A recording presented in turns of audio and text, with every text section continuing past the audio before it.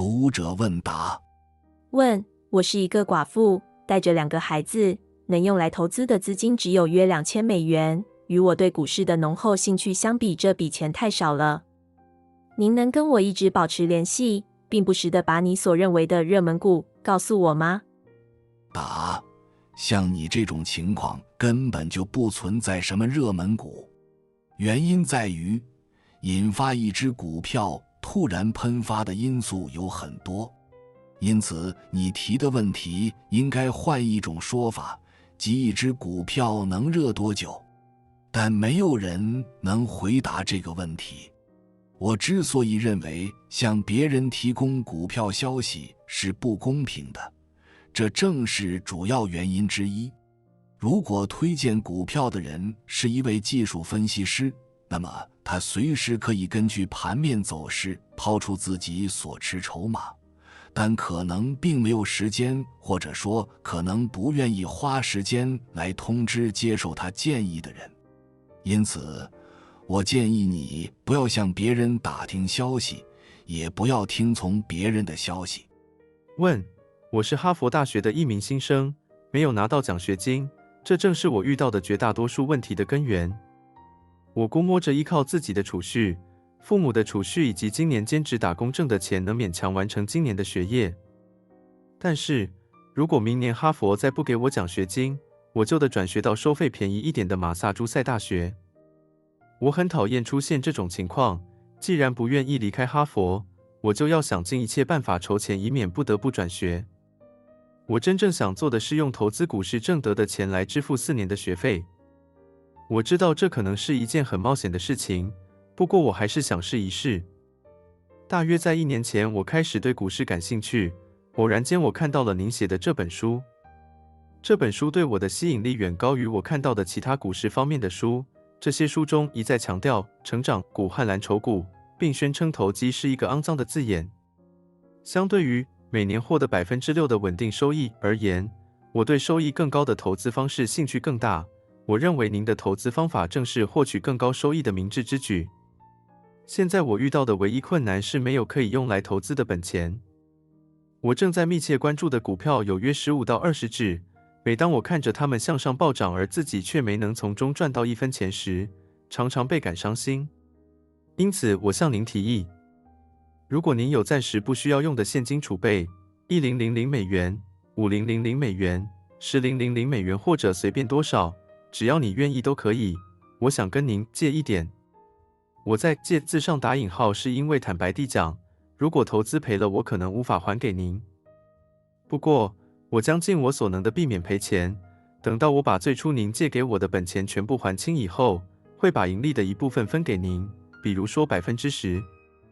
答：离开哈佛到马萨诸塞大学对你来说一定是个打击，不过你必须向我提出更好的提议才行。问：几年前，我看到您的著作，并且对这本书很感兴趣。作为一名投机者，我做得相当好，但我用的都是基本面分析法。现在读了您的书以后，我想知道您是否还在用技术分析、基本面分析相结合的方法。能请您回答我提出的下面2个问题吗？ A. 您还在用您的技术分析、基本面分析相结合的方法吗？ B. 您认为利用周线图服务对投资有帮助吗？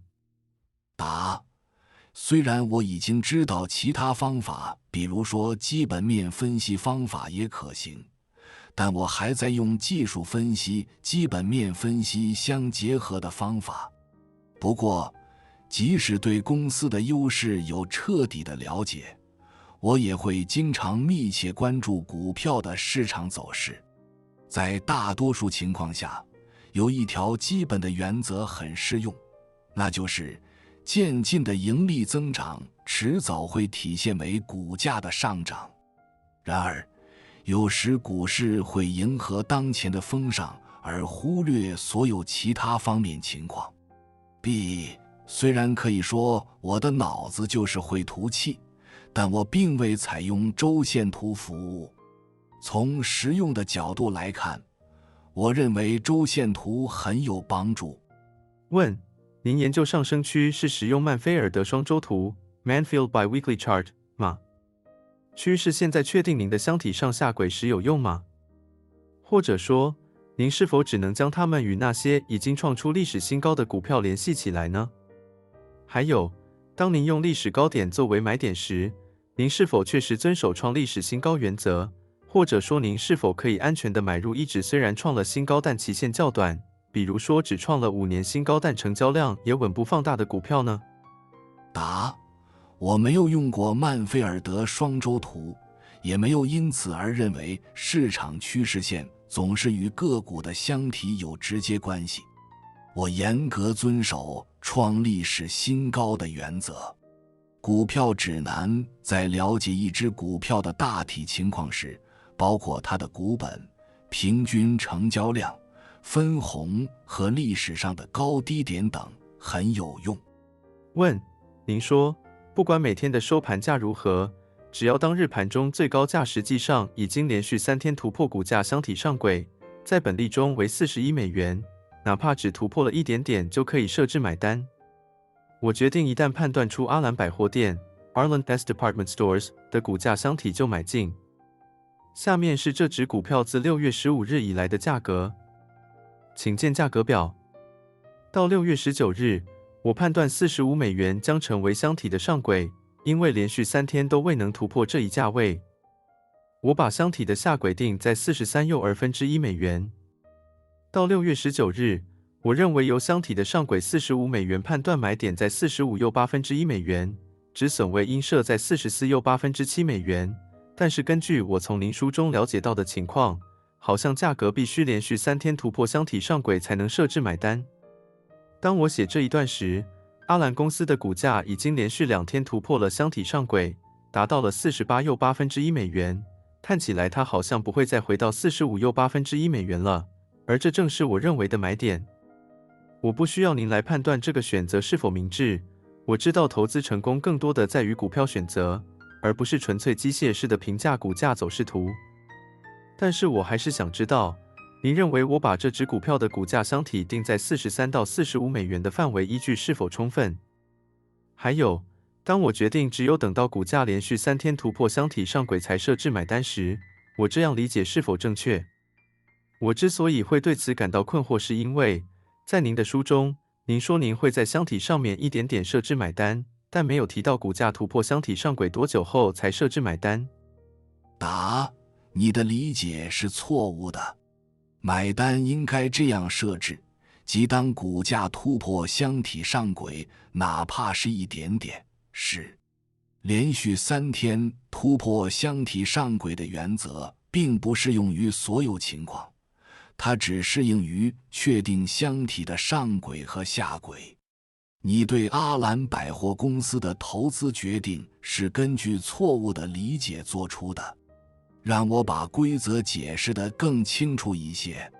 举例来说，假设一只股票正在突破前一个箱体，并开始上涨，那么新箱体的上轨是它随后上涨期间达到的最高价，而且应该保证连续3天未能达到或突破这一价格。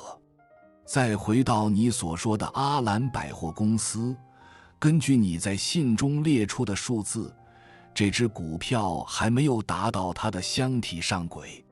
同样重要的是，只有当前一箱体上轨已经牢固确立时，新箱体的下轨才能确立。确立新箱体下轨的方法与确立上轨的方法正好相反。在你提到的案例中，你的买点是错误的，而且按照我对股票走势的理解，这个买点十分危险。你把买点设在箱体的中间，很有可能两边挨打。问：您的箱体理论及其所有辅助方法对我很合适。看到这一方法奏效，我事后进行了分析，认为它100%有道理。但是近来我想起这套方法还有一个好处，您在书中从来没有提起过，因此我断定您从来没有这么用过。在我看来，如果您利用了这一好处，您炒股挣的钱可能就是现在的2倍。详情如下。不管什么时候，一旦您给某只股票设定了自动止损位，那么就会出现自动突破，因为您的股票跌破了您的箱体。如果在您设定的卖出点同时设一个停损买单，来卖空与您卖出股票数量相等的同样数量的股票，岂不是您这一方法的有益组成部分？您需要采取的保护措施只是再设一个止损单，这样您就能从股票上涨和下跌两个过程中获利。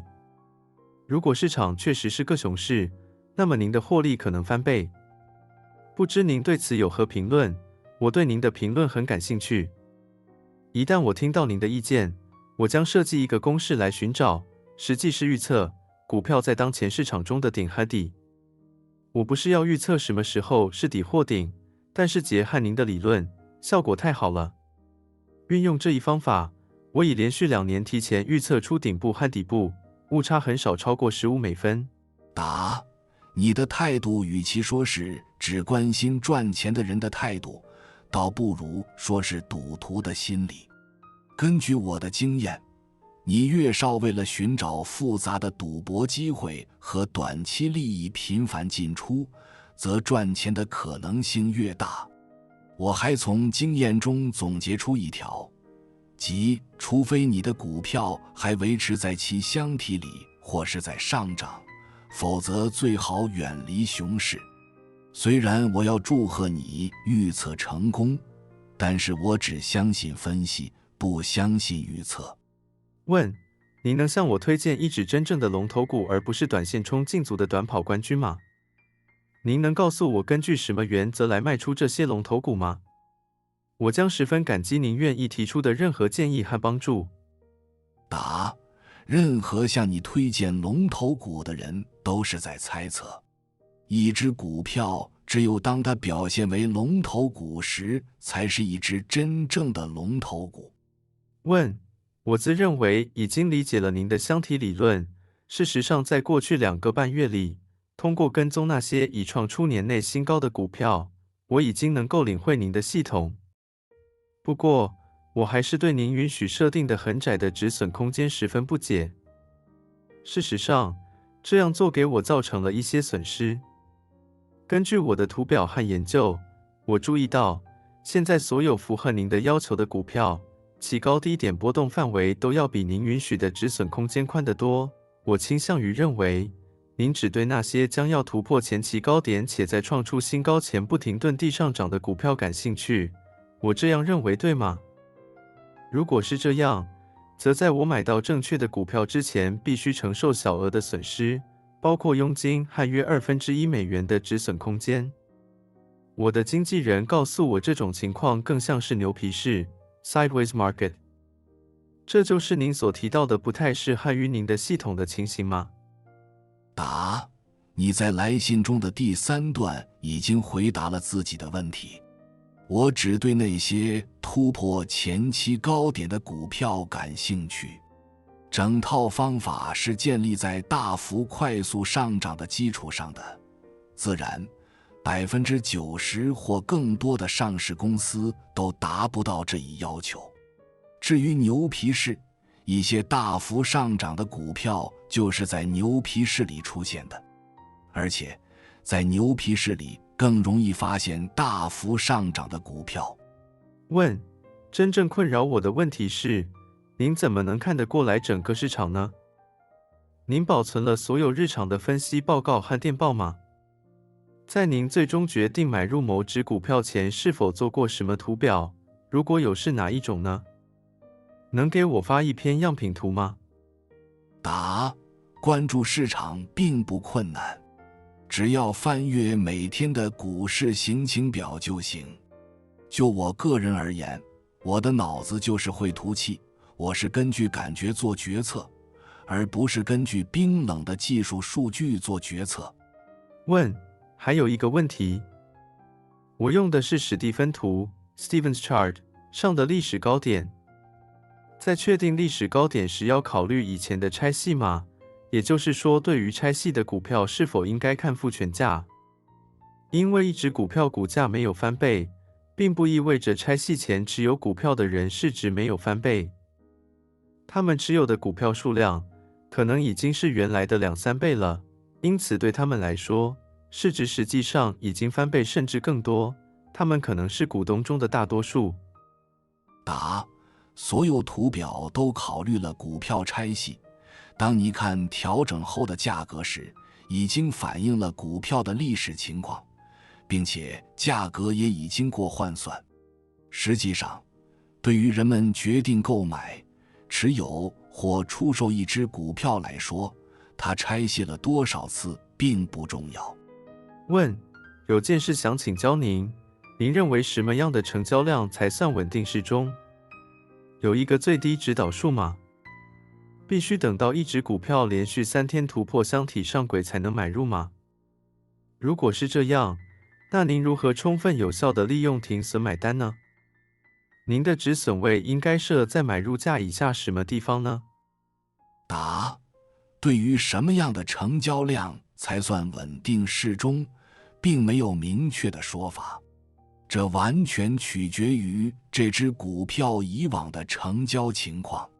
例如，如果一只股票长期以来每天的成交量都在4000至5000股之间，然后它的成交量突然膨胀到每天20000至25000股之间，那么对于这只股票来说，这个成交量就是稳定适中的。它清楚地表明，这只股票的股价走势已发生改变。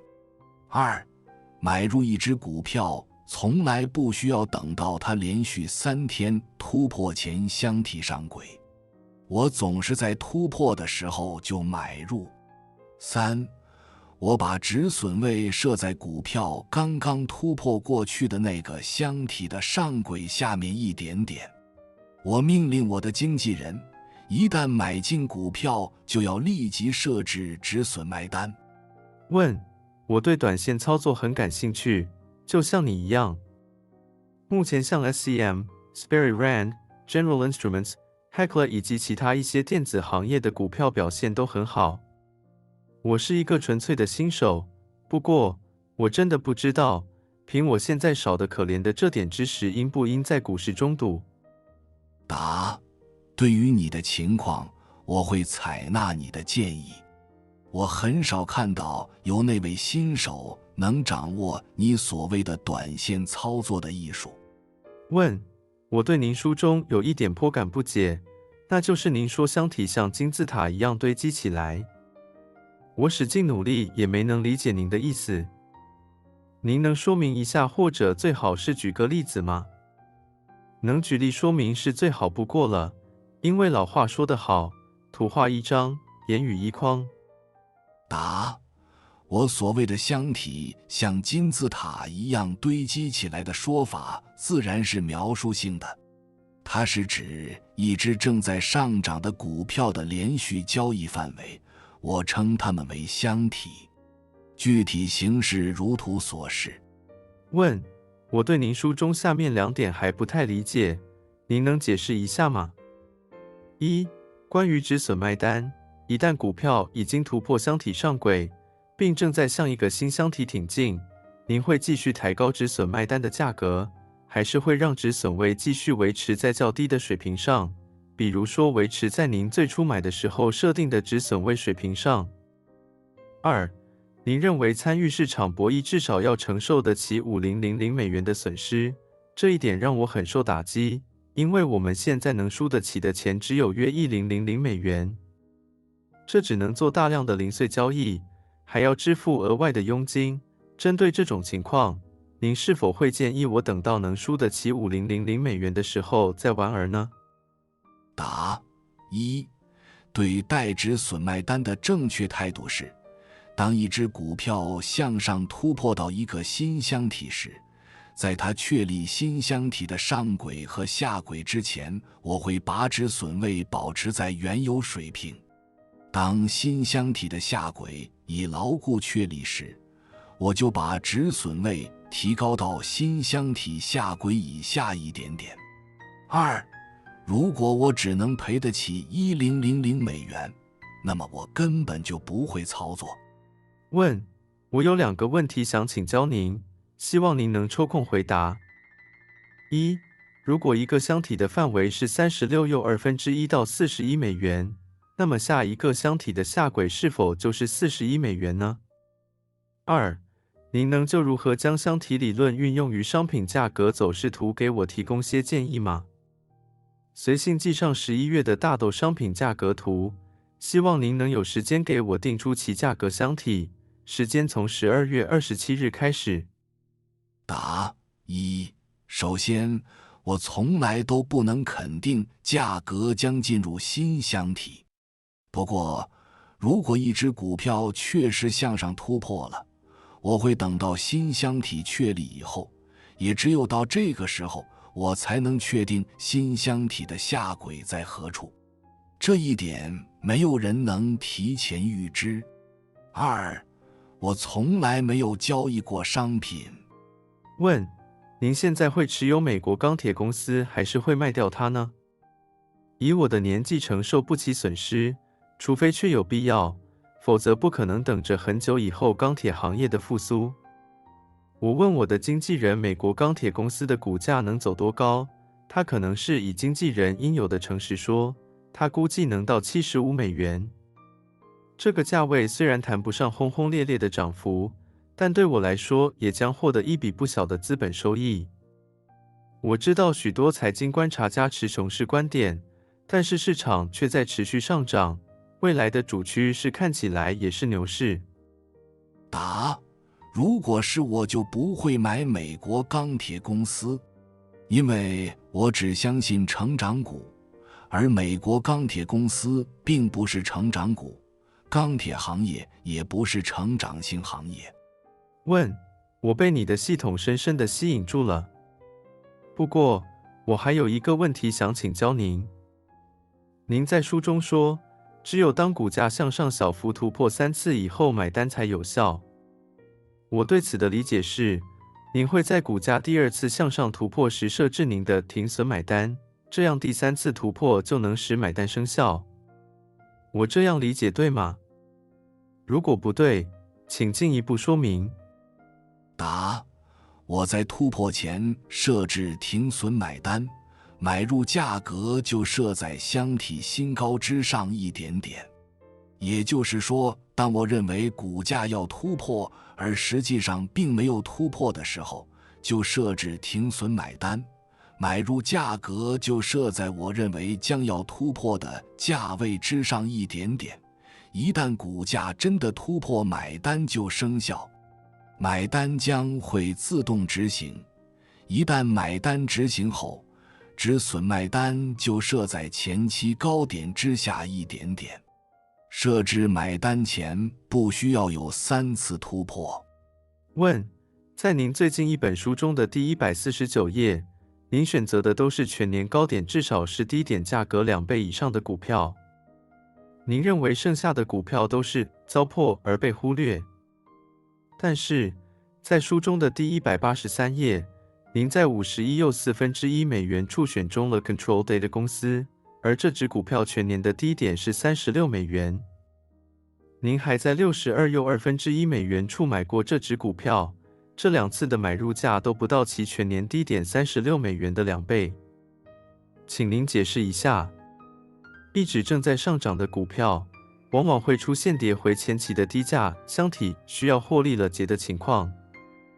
面对这种情况，您会先卖出，然后如果这只股票再次突破这一低价箱体的上轨，就再买回来吗？要不然，您怎能把获利了结与最后一轮上涨区分开来呢？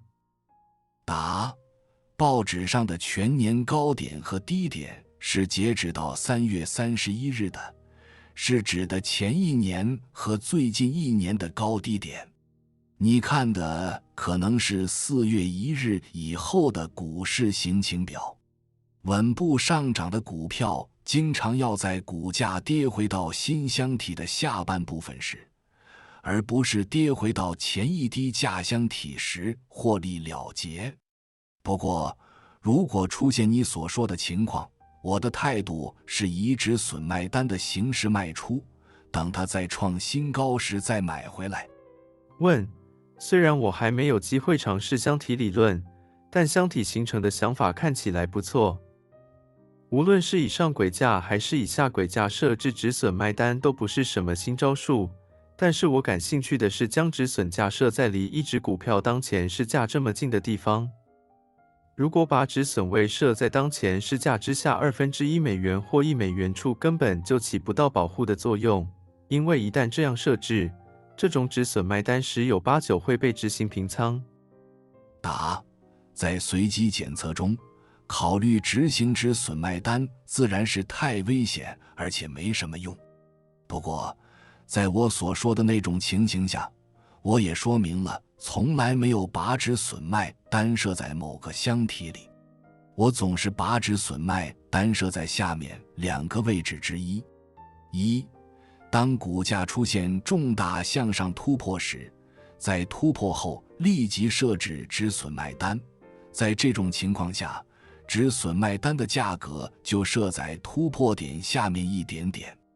二，将止损卖单设在某个箱体的下轨之下一点点，当股票向下跌破箱体下轨时，止损卖单就会生效。问：我试着用您的方法把好股票从一堆糟粕中筛选出来，但却碰到了一点小问题。您在书中描述了给定股票的上下波动范围，并说明了怎样确定那些股票的高低点。但是，您在例子中用的是整数，而股票报价很少是整数。因为虽然有些股票的报价是与小数略有不同的整数，但所有的上下波动范围都是以小数的形式出现的，所以我无法判断是否要采用最低级别的小数报价。我对此十分困惑。不管您是否能为我厘清这个问题，我都很高兴能收到您的回信。我还想知道您是怎样从美国股票交易所选择个股的，因为我在底特律看到的报纸上没有注明在美国股票交易所挂牌交易的股票年内的最高价或最低价，报纸上只有在纽约股票交易所挂牌交易的股票年内的最高价和最低价。答：我在书中用整数是为了解释我的箱体理论，因为整数更便于理解。当然，股票并不是运行在整数范围内，有些报纸不登在美国股票交易所挂牌交易的股票年内的最高价或最低价。不过，《华尔街日报》或纽约的《时代》杂志上总是登有在美国股票交易所挂牌交易的股票年内的最高价或最低价。问：我研究过您的投资技巧，研究后发现无法将它用于操作在约翰内斯堡股票交易所挂牌上市的股票，主要是因为这而无法得到足够的统计数据，特别是重要的每只个股的成交量数据。答：根据我的经验，只有在纽约股票交易所和美国股票交易所交易的股票，才能满足我的操作方法所必须的原则。换成其他交易所，哪怕是在伦敦交易所交易的股票，都不能满足这些条件。如果不能拥有以下信息，我认为可能无法运用我的操作方法：一、股价历史高点；二、过去2-3年的股价高低点；三、至少过去4至6个月期间每周的价格波动范围和成交量。问：我不明白您怎么能在15分钟内看完纽约股票交易所和美国股票交易所的统计行情表？即便是美国股票交易所的股票行情表在巴伦周刊上也长达5页之多。答：我是通过下面方法在15分钟内看完纽约股票交易所和美国股票交易所的统计行情表的。我只看下面这些数据：一、由道琼斯工业指数表示的市场整体走势，或是以纽约股票交易所指数和标准普尔500股票指数表示的市场整体走势。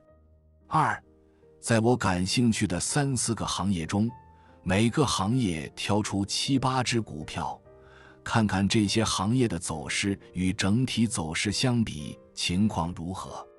3、我所持有的或是我感兴趣的那些股票的股价波动情况。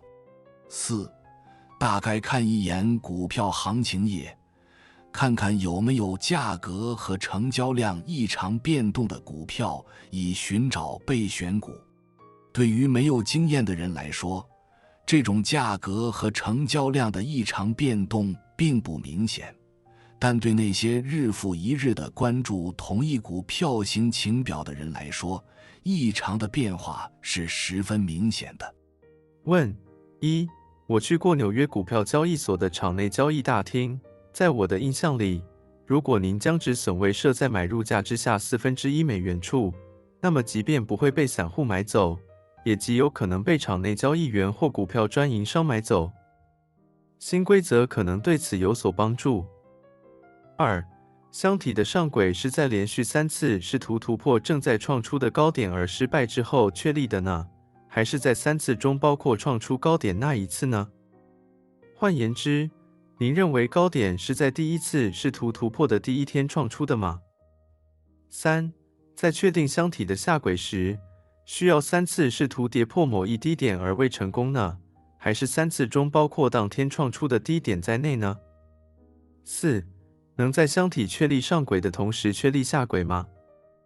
还是说只有在箱体上轨牢固确立之后才能确立箱体的下轨呢？5、新箱体的下轨必须是旧箱体的上轨吗？6、您是建议 A 在您买入后箱体的上轨被突破时就上一止损位，或是 B 直到下一个箱体的上下轨都牢固确立之后才上一止损位，或是 C 直到第二个价格更高的箱体牢固确立之后才上一止损位呢？7、如果某只股票的历史高点就在某个箱体的高点之上一点点，那么您会把停损买单挂在历史高点之上$1处，同时把止损卖单挂在箱体上轨之下$1处吗？8、如果就在4月份，您会拿去年的高低点来比较判断某只股票的股价是否已翻倍，还是只会用今年的高低点来判断呢？答：1、如果把止损位设在买入价之下$0.04处，那么很快就会被买走。我从不把止损位，无论是止损还是止盈，设在一个箱体里。2和3，当股价连续3天未能触及或突破前期创下的新高点时，箱体上轨才能确立。反过来，对于箱体的下轨也是如此。也就是说，先是股价创出新高，之后连续3天未能触及或突破这一新高，就算箱体上轨确立。只有上轨确立之后，下轨才能确立，方法正好与上轨相反。4、在箱体确立上轨的同时确立下轨是不可能的，但在同一天甚至同一小时确立箱体的上下轨是有可能的。不过这种情况很少出现。5、新箱体的下轨不一定非得是旧箱体的上轨，而且新箱体的下轨是股票自己走出来的，不是人为预测出来的。6、我总是等到下一个新箱体的上下轨都牢固确立之后才上一止损位。一旦出现这种情况，我就把止损卖单设在新箱体的下轨之下一点点。7、如果历史高点比箱体高点高，那么我会把停损买单挂在历史高点之上$1处，同时把止损卖单挂在历史高点之下$1处。8、如果正好是在4月，我一般会同时参考这2年的高点来进行比较。问：在消化您书中的材料时，我得出一个结论，即您给您的股票画图。我这样想可能完全错了，但是您的书给我的印象就是这样。如果您真的给您的股票画图，那么您画的是哪种类型的图呢？是垂直的直线图还是点数图呢？答：正如你所说，我的脑子就是会吐气。因为我一次只对少数几只股票感兴趣，所以这少数几只股票的走势和成交量情况已深刻在我的脑海里。虽然我认为股票走势图对那些使用它们的人来说很有价值，但我本人很少看股票走势图。问：企业并购、发现新油田等也能刺激股价上涨。您经常将企业并购、股票拆细、要约收购等视为短线收益吗？答：您所举出的用来证明特定股票价格上涨的例子，可能主要属于短期现象，因此不符合我的技术分析、基本面分析相结合的方法。这一方法是建立在特定行业的长期成长性的基础上的，特别是建立在此类成长性行业中最强势的股票的基础上的。如果有人寻求短线收益，那他就是交易员，这是另一种在股市中进行操作的方法。我个人并不提倡使用这种方法。